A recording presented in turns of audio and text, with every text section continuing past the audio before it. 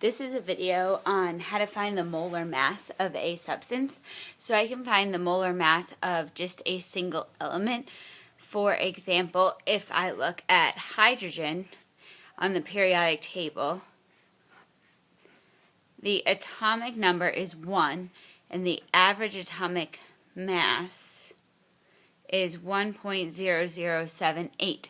This is the molar mass for hydrogen, and I'm going to round it to 2 decimal places. So I look at 3 decimal places, and because the 7 is larger than a 5, I round up. So the molar mass of hydrogen is 1.01 grams per mole. Grams per mole are always the units on molar mass. Say, for example, I wanted to find the molar mass of a molecule, but still just one element, such as N2, which is nitrogen gas.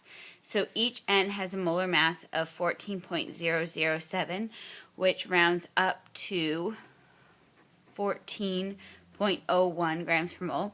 And because there are 2 N's, I have to multiply it by 2, and I get 28.02 grams per mole is the molar mass of nitrogen gas. Now, I can also find the molar mass of a compound. So say, for example, I wanted to find the molar mass of sodium sulfate, which is Na2SO4. Well, I have to break it down into what elements I have. I have 2 NAs.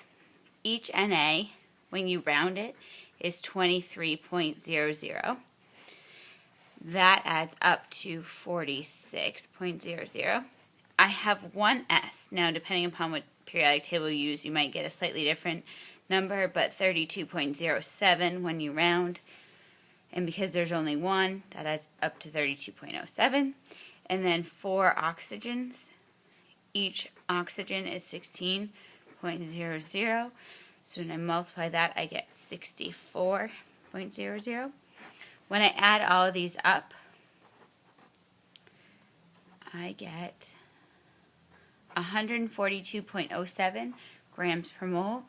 And like usual, I keep 2 numbers after the decimal.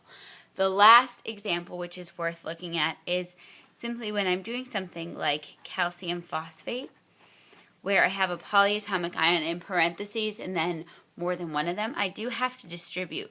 So when you're finding the molar mass for this, it's 3 calciums, 2 phosphorus, and then 8 oxygen. So just be careful that you are multiplying when you find molar mass and distributing that way. It wouldn't be 6 oxygen. You are multiplying. So it's 2 groups of PO4, which would be 2 P's and 8 O's.